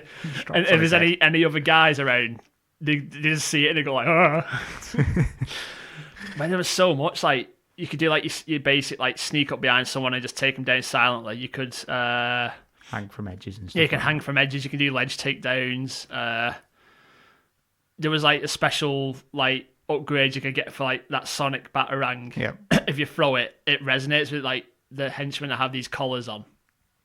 And initially it draws it in, but you get an upgrade that it makes it explode, like overloads the collar. I say it just gave you so many different ways to... Like I say, there was that explosive gel as well. You could put it on weak walls, and as soon as someone walked past it, boom. Yeah, that was one of my favourites. Even though I think getting hit in the head by a massiff piece of wall would kill someone. An explosion and a piece of wall would kill you, but it never seemed to do in Batman's world. Yeah. But yeah, it just gave you like you just hang from you just be on these gargoyle points, and you'd plan ahead what you'd do, because with your detective vision, we're not really spoken about that yet. But this detective vision, you basically see. It's like an X-ray vision in it. Yeah, you can see where people are all the time, so it gives you. So you just go on a gargoyle. You pretty much play the whole game in that. I don't it was mainly during combat. I didn't have it on. So you get on these gargoyles. You just turn detective vision on. You'd plan what you'd do. You'd see where any explosive walls and stuff like that, where the nearest gargoyle was. You'd watch people walking, like what the paths were. It just gave you a lot to work with, and that's why it was always my favourite. There was a lot of variety to what you could do. Plus, you were always getting different gadgets and stuff like that. Yeah. and they were always throwing different challenges at you. Like there was that one bit where they started putting explosives on the gargoyles. Yeah. So if you went onto one of the gargoyles, you explored. So it's basically cutting off one of your retreat points, basically. So you had to pretty much do everything from the ground, which was a good challenge. Yeah, it's really well designed from point to point. It was like them bits were always my favourite. That's another thing. Like as you took more and more henchmen out, it always messed with the other henchmen. Like they started getting more and more scared. Like so, their AI changed. Yeah, like then, so at first they'd stick together. Like once one person got took down, but as they got more and more scared, like they start like splitting off and just like fending for themselves and stuff like that. And they pretty much like I remember one bit like one guy was terrified. Like it was in like a boiler room or something, and this steam like pipe went off. Yeah. Because he was terrified. Like, when it went off, he went, and started shooting at it. It's just things like that really... It builds to the atmosphere. Exactly, yeah. It gives you this feel like, you're the Dark Knight, you play on people's fears. Yeah. It's like going back to what we said, like, everything feels like as a Batman, game story should. Yeah, it's like everything that's in there is there for a reason. Yeah. And it's the perfect reason. It does. It all comes together, like, so well. Moving on though, which bit do you want to talk about now? How Metroidvania the game felt, like how you could only get into certain areas with gadgets. Like once you finally got different gadgets. Yeah. It had that Metroidvania. You feel like you couldn't get into certain areas until you finally got a certain gadget or ability. Yeah, it's very back and forth sometimes, isn't it? Or you go back to a certain area. And there is quite. Now that you mentioned, there is quite a few because the place is so small. Like the game world. Like there is quite a bit of backtracking, like constantly going back and forth between the same area, which is a bit of a. There was one bit I couldn't figure out how to get in. I couldn't remember for the life of me. Which bit was that? It was when you first get that zip line. The line launcher, yeah. And you go across. I was trying to go from the wrong sniper tower thing. Right. Oh, was it to get back in that mansion? Yeah, it was the one next to it. Yeah. And there's a sniper on there as well that's shooting you as you try and run around. So I couldn't really.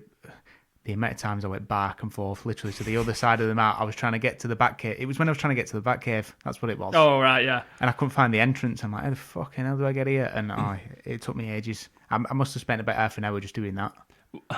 One bit I remember is because you get different gadgets from different places. It's usually when you go back to your Batcave. Yeah. But there was one bit after you just blew up them vats of Titan formula, and that bridge is down. You frigging press a few buttons on your suit, and your bat, whatever he calls it, his bat jet. It calls everything bat. It's like, my bat cave and my batarangs and my bat juice. So yeah, this frigging jet comes in, and it just drops that gadget right in front of you, doesn't it? I think why didn't he just drop like his whole repertoire of gadgets that, like there and then when he first started. Yeah. Obviously for gameplay reasons he couldn't do that, but from a logical, I'm talking about logic in a Batman superhero game, but from a logical standpoint, why didn't he just do that? Stop it. Why didn't he just hop in his jet and fly to where he needed to go? I know, he could have just blasted this shit. World's greatest detective, my ass. Nuke it. Yeah, just blow up the whole island, forget everyone. They're all scum anyway. No, it's that thing about why doesn't he kill the villains and stuff like. Well, they can't just keep coming up with a new villain every comic series, can they? It's true. So I just say he doesn't kill people. It's not real, guys. It's not real. You can say whatever you want about it. Another good thing about the gameplay, there was a good amount of enemy variation. Yeah, because obviously you get the normal henchmen and stuff, and then later on you start getting those like psycho ones that just the lunatics. Yeah, they just absolutely leg it towards you and just dive on you. Yeah, so which they're not difficult. No, you just gotta. They're there to like grapple you and keep you in place while other enemies beat your ass. Yeah, and then you get the brutes. Yeah, the Titan monsters. The ones that have been Titanized. That's the word. That's the word we'll use going forward. Titanized. Yeah, so there's like that normal henchmen with fists, like henchmen with like melee weapons. You get some with guns. Yeah. There's like the ones with the knives that you got to stun first and then hit them. I hated them. Yeah, I'd always hit them, like, because sometimes like the lock on with the punches was a bit weird. Like it always wouldn't hit the ones that you wanted to. Was it the knife or the taser ones? They were both equally shit. You couldn't stun one of them. One you stun to hit. That was a knives one. Yeah, the other one you had to use your grappling hook or something to hit. You could do, or you could vault over him and then hit him Yeah, from I the tried back. that and it didn't work. Did you not? No. That's how I always took him down. Yeah, Or either that or use an instant takedown all the time. That's what I was doing because that's how I remembered it, but for some reason it wasn't working. So I had to get my grappling hook, pull him, and then it seemed to lose his balance, and then I got hit him. But yeah, weird because I remember it the same. Yeah. But that's that thing, like they throw in enemies that had like a specific way of taking them down. So it added that weird, that sense of flow to things, and variation. Like, normal punch, stun, jump over that one, then take down that one. It added like it's like playing a weird comparison. It's like playing Guitar Hero in a way. Like you see what you're gonna do in your mind ahead of time. It's like a rhythm. It's like a rhythm, like a flow, like as I keep saying. So again, as we keep saying, it all just comes together really, really well. Oh, the actual detective mode I thought was really lacking. Yes. It basically all boiled down to us scan an area until you find something, and then you follow the trail of what this thing you've scanned led you to. That was it. That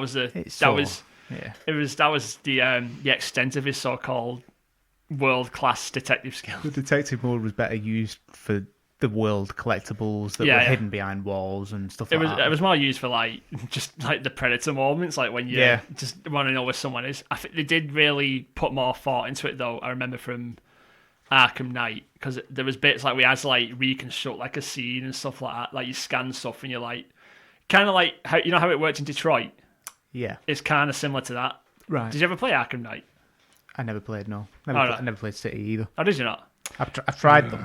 I tried City. City's so much better. I just couldn't get into it. Fair enough. I own them. I own them on Steam. I own them all. But hey, free game this month on PS Plus, Arkham Knight. So there you go.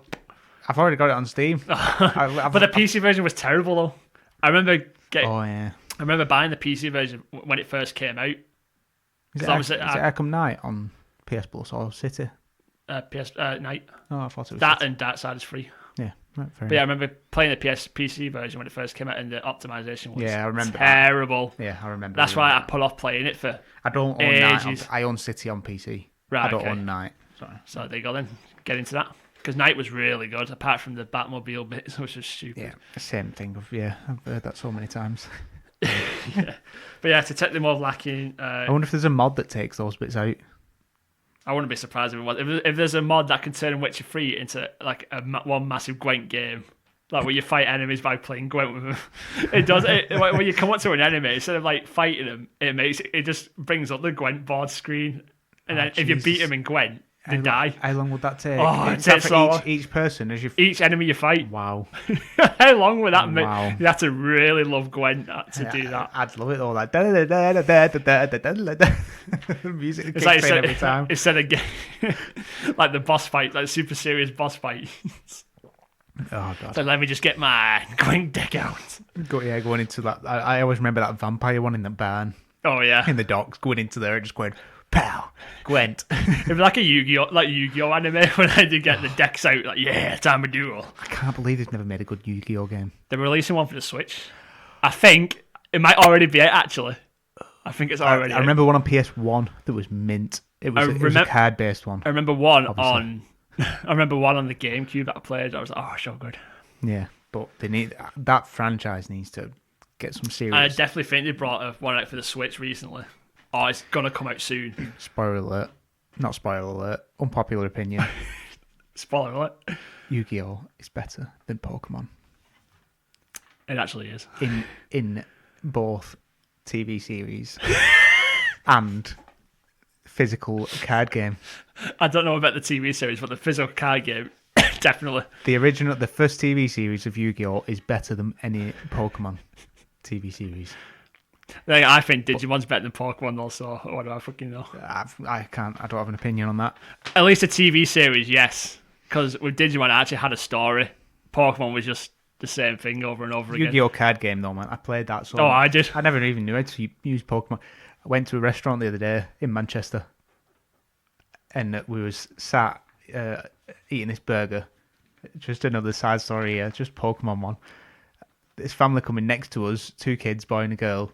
They pulled out a big mat a Pokemon mat. Wow. They started playing Pokemon I cards. can just picture you leaning over like, what you playing, kid? I literally right next to us. They just started playing the Pokemon cards at the actual game with a proper layer and everything. I was like, this is incredible. I was like, let me just pull up a chair and just watch. Just watch. Yeah.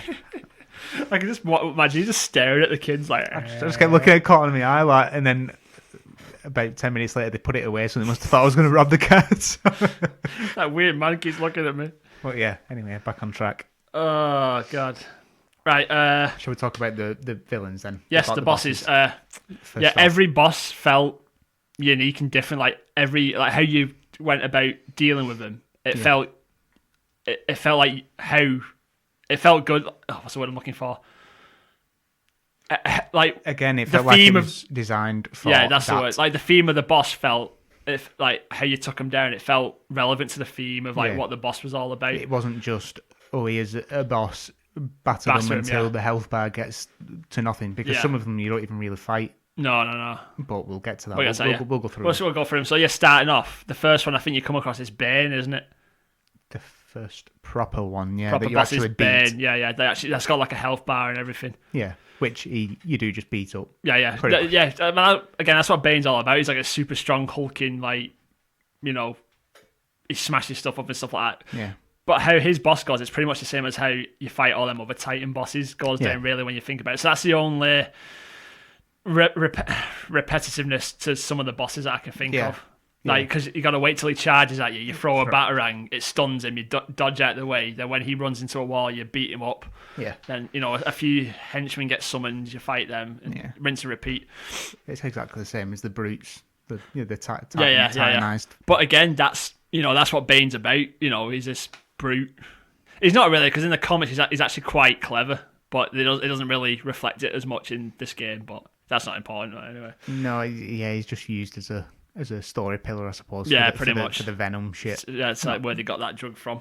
But yeah, his boss's fight is pretty standard. But as I said, it feels like how you would expect a fight against him would go. Yeah. Then moving on to the mine and Tim's favourite, probably one, the Scarecrow boss. Yeah. Yep. So basically, if you don't know about Scarecrow, he basically uses like like what he calls like a fear gas. You breathe it in, and it starts making you see like your worst fears and stuff like that. Yep. Which in Batman's case there's like 3 different parts, ain't there? Yeah. The first part is like, it's always his parents in it. Mm-hmm. He like sees his parents dead in like no. He thinks Jim Gordon dies. Yeah. And then because you end up in that morgue. Yeah. And then you try and find the person who killed him. Then you end up in a morgue. You can't find nothing, can you? So you think, I best leave, and then as you leave, you're back in the room. That's the brilliance of the Scarecrow bit. It really messes with. It's some real like Hideo Kojima. Yeah, PTS. Like kind of mind fuckery. Yeah. But it is really dark. I remember. It's still scary now. Some bits. Oh yeah, it is creepy. It's still really creepy. Like when you're opening them body bags and your parents start talking to you. But then it's always like a little bit like that, and then it always goes into like this big like. They got like a massive version of Scarecrow in like the middle of this place, and you've got to avoid his gaze, don't you? Yeah. But again, it's all happening in Batman's mind, like it's not real. Yeah. Like so again, it's what fighting Scarecrow would be like if you actually did fight him. Yeah. It turns into like a side scroller, doesn't it? Yeah. It's something like side like 2D kind of like side view. You gotta. Basically, you just got to work your way around. It's like a 2D platformer. Basically, his eyesight's like 2 big like spotlights. Basically, you got to avoid that because if he sees you, he just kills you straight away, doesn't he? You just got to get to the end and shine a light on him. Shine a light. That's another thing. Like if Scarecrow could supposedly control all of this, like what happens in his fear world. Yeah. Like why does he keep putting a light there that can beat him? Yeah. Unless it's some like hidden meaning, like it's Batman's like resolve to do it. I just took it as a representation of that's him fighting back. Yeah, it probably is in the real world type thing.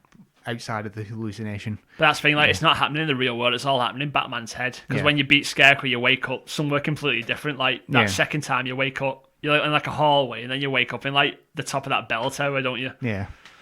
But again, it's good, like so, especially that third one when when you're walking down that hallway and all the screen goes like staticky and stuff. Yeah. And then it cuts off, and then it replays the first cutscene, doesn't it? Yeah. But except this time, Joker's taking Batman to Arkham Asylum, and like Harley and Scarecrow's the doctor that looks after you and stuff.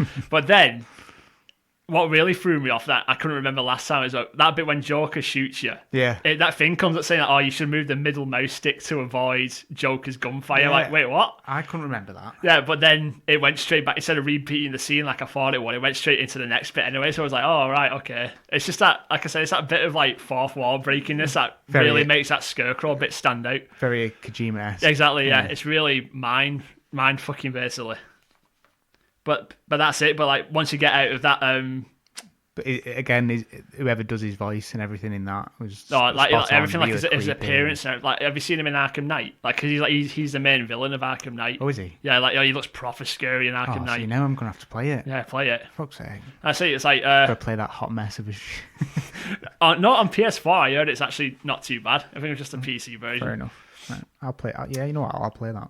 I'll do City first on PC, and then I'll jump on. Yeah, Night on... it's Arkham Asylum was all about Joker. City was all about Joker. Origins all about Joker. So finally, when it gets to Arkham Knight, they finally give the spotlight to Scarecrow. And honestly, I think it's miles better. Fair enough. On a side note, when's PSX, the PlayStation thing that they do, where they announce some of the games and stuff? No idea. It's end of year normally, isn't it? Normally, yeah. I'm just thinking with a weird, not heard anything from Rocksteady in how long. Then they've just put one of the latest games on PS Plus. PSX is coming up. I'm just thinking, are they getting ready to actually finally say what they're working on? Is it going to be a new Batman? Wasn't they talking about doing supposedly like a Superman game or something? That's what I heard. I heard rumours. I think that died. I think that's dead in water. That from the last time. I hope they do another like a new IP. But if they did another Batman game, I wouldn't be too disappointed because they're always good. How long's it been now? 2016 Arkham Knight came out, but they did that VR Batman version. They released that last year. That was good. That was it. Did you put you know? I've got VR, so no, it was really good. Was it? Yeah, I mean, creepy as shit. Did they actually do that then? What? Rocksteady actually do that VR game? Yeah, I remember looking up that when I looked at like what other games they've done. It just went, Arkham Asylum, and the last one they did was that VR one. Oh, fair enough. Because they never did. They've got a bigger team now. I said they never did that Arkham Origins. They did that like a completely different team did that. Yeah, which was so bad. I've heard people say it's not. Origins was all right. It was good for like a prequel, like setup kind of story. It was all right. Right. But it was just basically just Arkham City with like a few minor changes thrown in. All right. Anyway. Moving on, boss fights. Bane, Scarecrow, and then there's Is Quinn next? She wasn't really a boss fight, was she? No, she just threw a lot of henchmen at you, didn't she? And then you lock her up. So that's how. And then she does a lot of stupid flippy shit towards you, and then you just go. I think she should have stayed in it the full length of the game. Yeah, I felt like a lot of the character of the game dropped off when she got locked up and wasn't in it anymore. Because her jumping in every now and then and stuff. I don't know. I like that a lot. Yeah. And then it kind of felt like something was missing after her. Not in a bad way.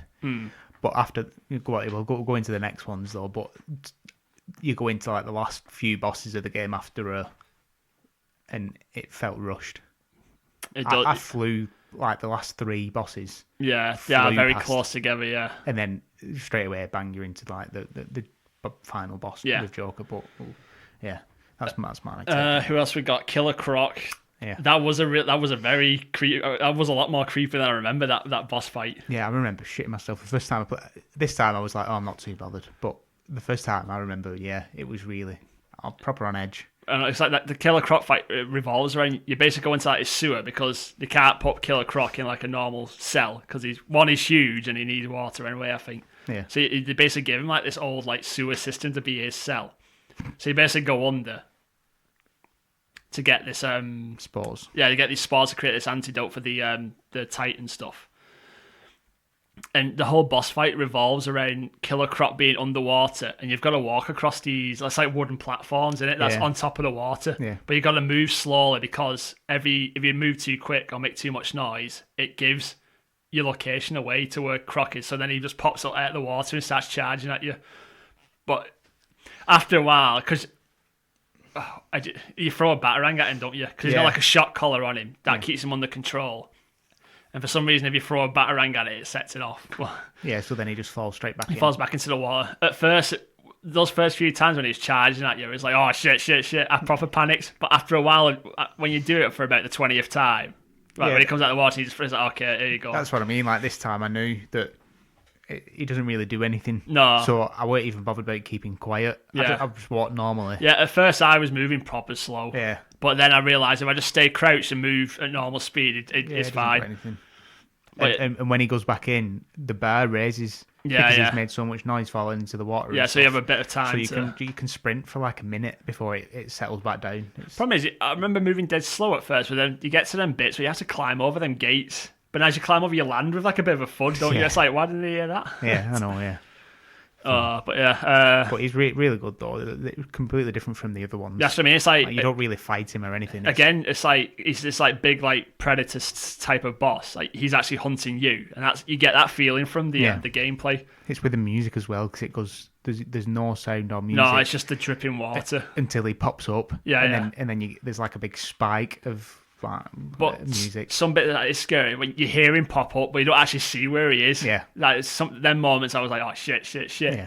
And sometimes once you collect a few spores, he starts like breaking platforms behind you, doesn't it? The music will come up, so you know he's somewhere. Yeah, but he's behind like another wall, and then he'll smash through that instead. So yeah, and then he starts like destroying them platforms beneath your feet. Yeah, when you see them coming, you gotta leg it basically, don't you? Yeah, and then the last bit. It's like, because at first you put like a sonar device because the sewer system was like a massive maze, wasn't it? Yeah, pretty much. It's all they say. So yeah, it wasn't really, but so that he sets up like a sonar device, doesn't it? Yeah. And then he lays that trap, doesn't it? Mm-hmm. Then and that very last bit, you're basically at a dead end. It is a bit tense when he's charging at you. You gotta wait perfectly to trigger it. It's you like watch him in a tiny corridor, like, and he's just charging straight at you. You've just got to wait. Yeah. And then you trigger this explosive. It blows out the ground, and he basically falls, and then that's it. That's the boss. Yeah. But it sounds basic, but it felt good. It was satisfying. Oh yeah, definitely. Yeah, like again, it fit to what that area was. What that the character theme and was. everything. Yeah, it felt good.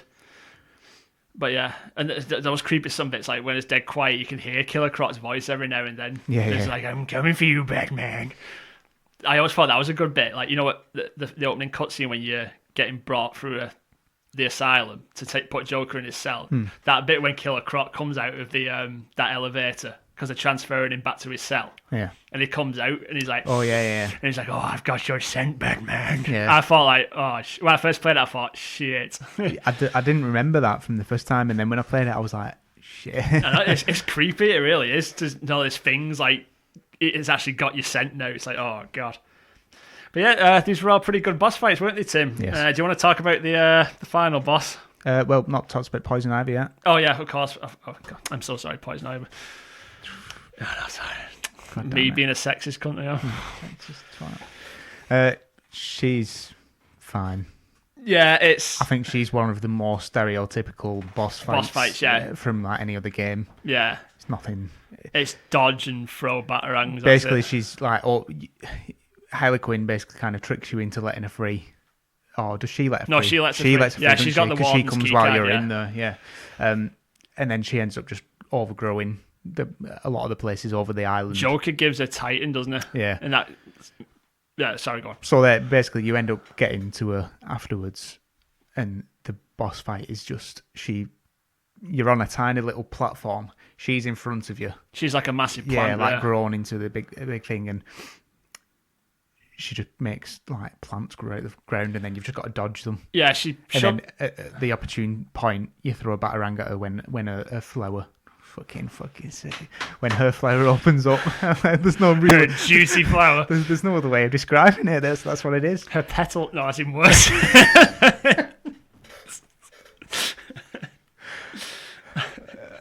I know what you mean. She's in a flower. She's in a flower. Fuck's sake. I was going to say a fly trap. That's even worse. No, there's nothing I can say. That doesn't make it not sound sexy. But yeah, as we said, she slams her roots into the ground. That creates like a lot of stuff. That if it hits you, you get like tangled. Don't you? You got to just mash X to get out of it. Yeah. Then there's a few. Yeah, then she rises up henchmen. and like starts shooting spores at you. Again, you just got to dodge, and throw your batarangs. And then every now and then she puts like a few like, what's the word? Like hypnotize, like. Yeah, the guards. Yeah, they're not the henchmen. They're all like, they're actual guards from the island. Aren't yeah, they? like they're all like in love with Ivy because she's like that's like one of her thing. Like she uses like a special powder on them or something like that. It's her flower. Spores, that's what I'm looking for. She uses spores on it. Spores on them. So yeah, you just got to beat them up while dodging their attacks. And then once you've taken enough of her health off, she drops down. You've got to put a bit of explosive gel on her. You blow it up. You've got to do that 2 times, and yeah, she's done. Yeah. Again, fitting boss, but in terms of actual gameplay for that boss, it's pretty unimaginative compared to everything else. Yeah, compared to Scarecrow and Killer Croc. Yeah. That's very. It was a bit. It makes me think because once I got the trophy for beating Poison Ivy, you know the little image that they put with the trophies. Mm-hmm. For Poison Ivy, it had an image of like it was basically like it looked like it was like a plant, but it was shaped like a human, and you could see Poison Ivy in the middle of this like human-shaped plant. Right. And it made me think, I wonder if they had like an entirely different boss in mind, but it didn't work, so they ended up having to come up with this instead, like basic box standard stuff. Yeah, so it's just a musing of mine. Interesting. Just a thought. Yeah. Stop it. Stop thinking. But yeah, Killer Croc, Poison Ivy, and then the next one, which is the final boss, which is Joker, obviously. Obviously, yeah. It's all been built up to this We're moment. all practically back to back, it felt. I mean, you leave Killer Croc to get the spores, you get the spore, and then you go straight to your Batcave, and then it seemed you went straight to Deal with Ivy. And then straight after that, that's when you go into that corridor. It felt like, was it straight after that? It was pretty much right after that, yeah. You go into that corridor into the final boss battle. Yeah, I found it a bit odd, and I think I didn't really notice that when the first time I played it 10 years ago. Because I didn't actually know. We were collecting so much, obviously the riddle. Yeah, riddle. We're trying to platinum it basically. Yeah, that's it really. So we'll just go into the final boss, and the final boss, and we've just said is unimaginative for Poison Ivy, but this one takes the biscuit. It's basically just that boss fight with Bane again. But with a bit... It's not even that. It's not even that, because you don't really fight Joker. Oh, no, you don't, do you? No, he stands on the edge of this frigging makeshift UFC octagon that he's made. It's like a little like arena he made. Yeah. Oh. He throws in like just henchmen at you. Well, first off, what happened to Joker that made this boss fight? Oh, that's right, sorry. It's not just fighting normal Joker. No, it's not normal Joker. He's injected himself with this shit that he's made. Oh, do you not think that logic that he came up with to when he shot himself was a bit stupid? That was one of the cheesy moments I was thinking of. You're right there, dribbler. Yeah, I just dribbled everywhere, sorry. Yeah, that was it. He basically said like, oh yeah, Batman, you're not doing the things that I want you to do, so I've basically got no reason to keep going like this. And then he shoots himself with the Titan stuff. Yeah. I was just like, I just remember thinking like, what? How did he come to that? I know the idea of Joker is that there's not really meant to be any sense or reason to him, but even for him, that was stupid. Yeah. But yeah, he shoots himself with a Titan. He basically does like a proper like, yeah, kind of thing, and that turns him into this massive. Like it's got like such, because it's funny because he's got like such this massive horribly grotesque body, but it's just got like a little tiny head. Yeah, like he's got like the same head size practically, but he's got like a more heart nose. He's like grown into a giant, bigger than any of the other people that have had this. Oh, it's horrible because he's got like all his bones and you know what I noticed? out. What really creeped me out this time though, and I didn't notice either. How long his fucking fingers were. Oh, the bone. He's got like claws. Really long, bony claw fingers. Yeah. I was like, ugh. I don't touch me with them. Yeah, but it's like friggin' what's his name? Salad fingers. Yeah, that's what it was. Yeah.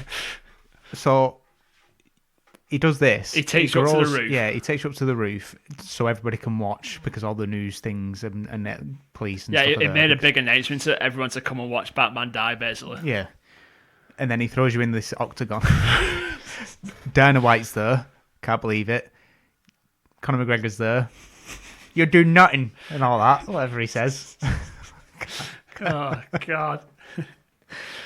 And then you don't even fight him. There's a special guest referee, Jim Gordon. Yeah, that's it. Yeah. That's the one. Yeah. He's just watching. Yeah. And like he's like getting shocked, isn't he?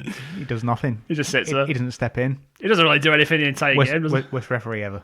Worst referee ever. Some of them decisions were shocking, literally, because he kept getting shocked in his chair. Fuck's sake. But yeah.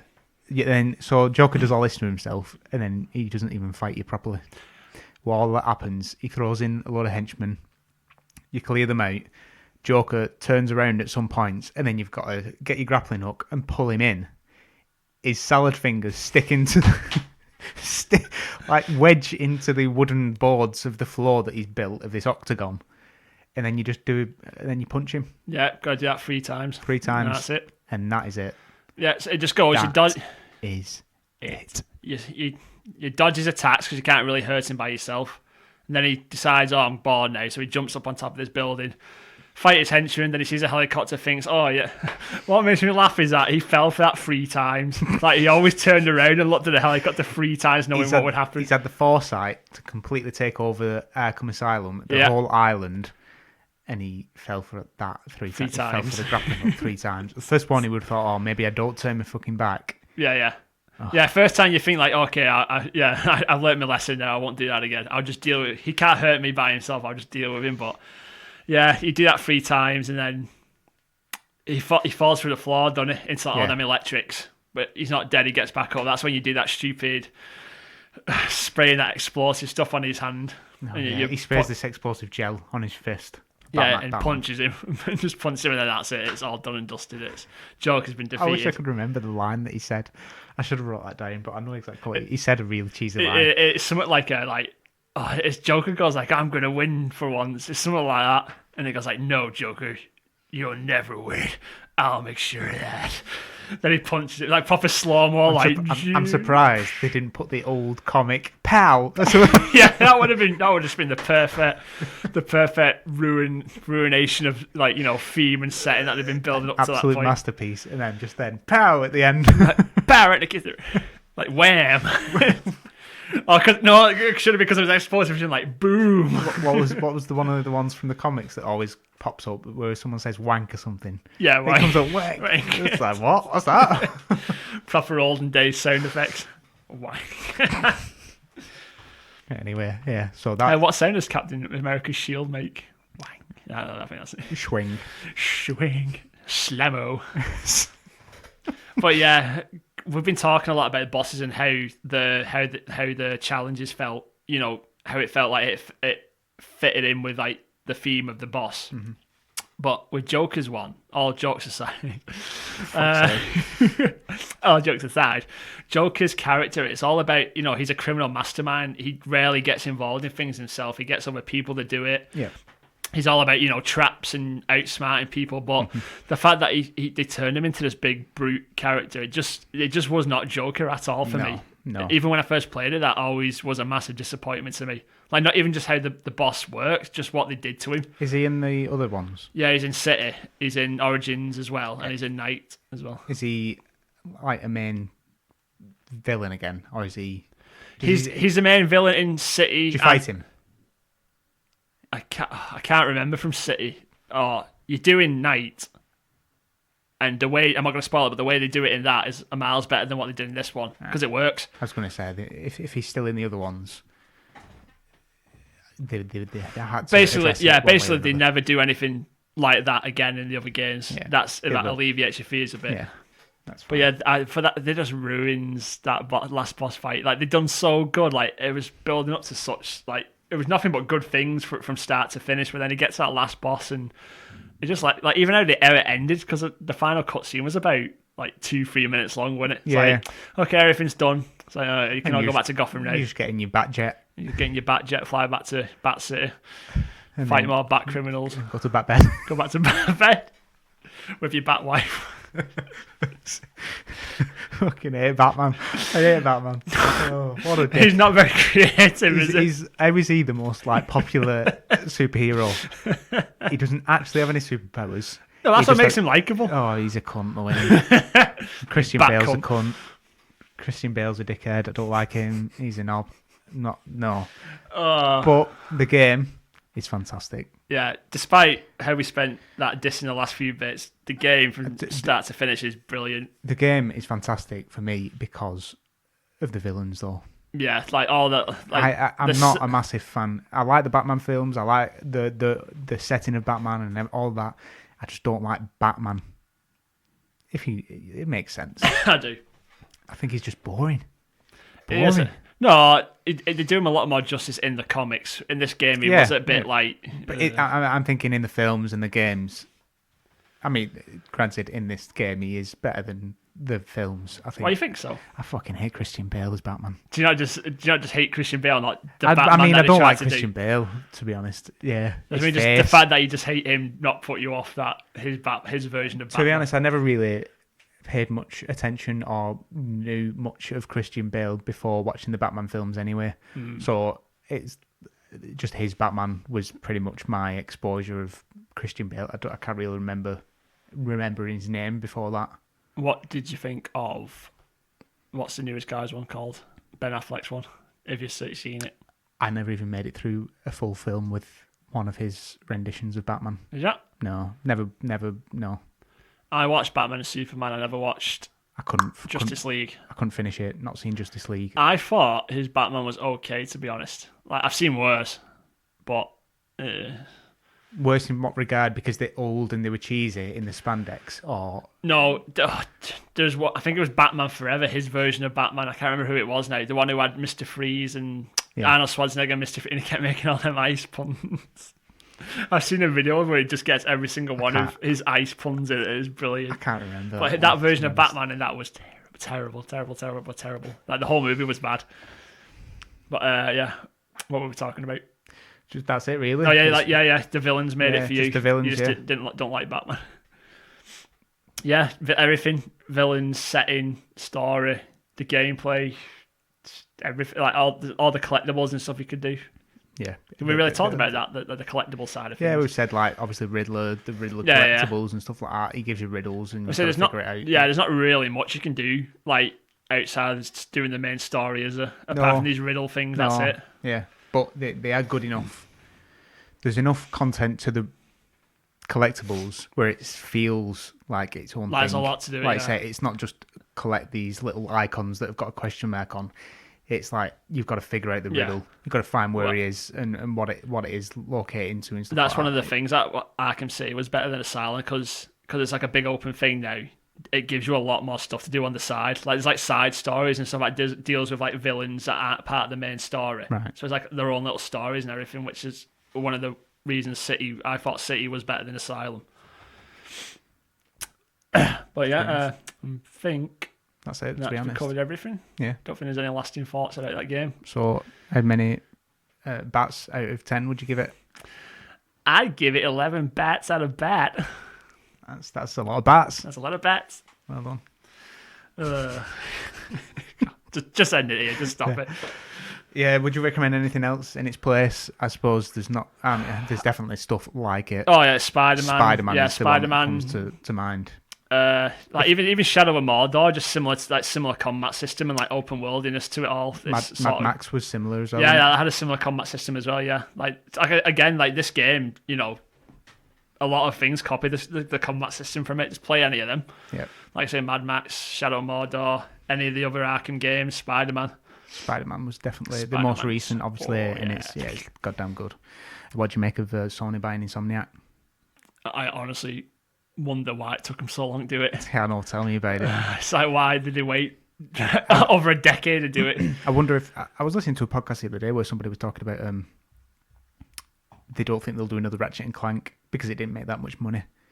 The last remake, Ratchet and Clank, I thought sold unbelievably well. I'm sure I saw something about it's breaking fastest selling like the movie and everything. I mean, the movie it didn't do well. I watched the movie. I thought it was all right. Yeah, I mean, in terms of sales. All right, yeah. Yeah, I thought it was fine, but I don't think it did well in no, not sales. Like review wise, it didn't do very well either. No, but the game was. Oh man, I fucking love Ratchet and Clank so much. Remember the first Ratchet and Clank game I played was that one you gave me. It was a PS3 one that launched. No, not Crack in Time. The other one that launched with the PS3. Silence. I'm not sure which one you mean. I thought the PS3 one was cracking time. No, that came out after that one. Anyway, yeah. It's good though. I've played them since PS2, since the Oh, originals. no, you love them. Yeah, I absolutely adored them. They were my favourite out of Jack and all that kind of... Yeah, that genre, Spyro yeah. That crowd. Yeah. Crash Bandicoot, yeah. Ratchet. Yeah, that's what the guy said as well. Who I don't like. I don't think they're funny. I don't think it's hype. That's the best. I know, it's some of the best bit ever. I mean, whatever. The best appeal about Ratchet and Clank game that one I played is funny. Jack and Daxter was hilarious. I don't think it's as funny as Jack and Daxter. Jack and Daxter, first one was the funny, first one was, but the second one they're trying to make it dead serious, didn't they? Yeah, by making I can Jack only really remember the first one. Right. I've played them, but I can only remember. It's like making Jack all like dark and edgy and like I've got to kill her. And then they did the PSP ones and of just Daxter and stuff like that. They were all right. Like just like a racing one as well. Yeah, that was a bit weird choice. They ruined that franchise. They need to bring that back. Yeah, they need to do something. Jack and Daxter, or at least something very similar. Would be banging. Not PS4 is that. But I'm happy with Ratchet and Clank. More Ratchet and Clank. Hey, they might do a PS5 launch. I think they'd be bonkers if they didn't do another Ratchet and Clank. No, they're too focused on Jack. And now Sony actually own them.